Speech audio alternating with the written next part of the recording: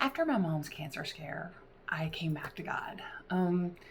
I kept it quiet at first, not because I was ashamed of God, never that. I kept it quiet because I was afraid that I wouldn't change enough. This wasn't my first time coming back. I've been here before, passionate and on fire, only to drift away again. I didn't want to say I was back in fellowship with God and then still struggle with my temper, my stubbornness, my extreme sarcasm, my not so clean sense of humor, my pride, all those traits that aren't exactly great for witnessing. It reminds me of what my pastor always says: if you have road rage, please don't put our church bumper sticker on your car. Then I will side eye my husband. So I kept it quiet. But every day I prayed and I read my Bible, just that. So, a little while later, I went to visit my parents. Mom was doing better, thank you, Lord. While I was there, I heard my stepdad preach. Now, he didn't know what was going on with me spiritually. I think I had told my mom, but I honestly am not sure. Old age is fun, sometimes you forget. But his message was about doing God's will. And then there was one part that just really spoke to me. He talked about how God gives us one thing to do, and we get kind of impatient wanting to move on to the next thing. But the call is to be faithful with what we've been given and trust that God will give us more when he knows we're ready.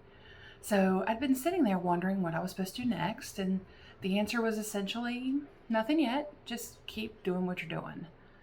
So I got home, and for several nights in a row, I couldn't sleep because I felt like God was telling me to email my stepdad and let him know that message had spoken to me.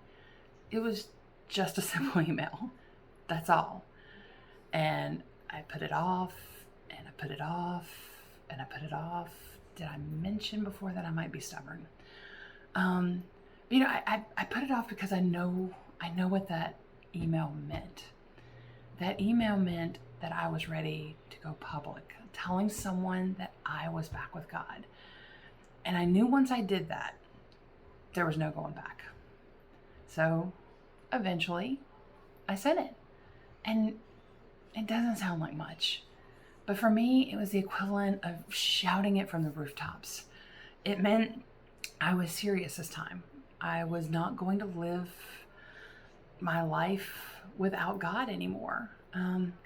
And that one small act started snowballing. I told my husband and daughter. We started going back to church. I told my coworkers, my friends, my family. For the first time in years, I was telling people that Jesus had changed my life. That tiny little act turned out to be not so tiny at all. It was a test of my obedience. God wasn't asking for much. He was just asking if I meant it this time. Now, I haven't been perfect since, not even close. But I know one thing for certain. I cannot do life without God again. I just can't. If you know, you know. So here's my question for you. What is God asking you to do? And what are you waiting for?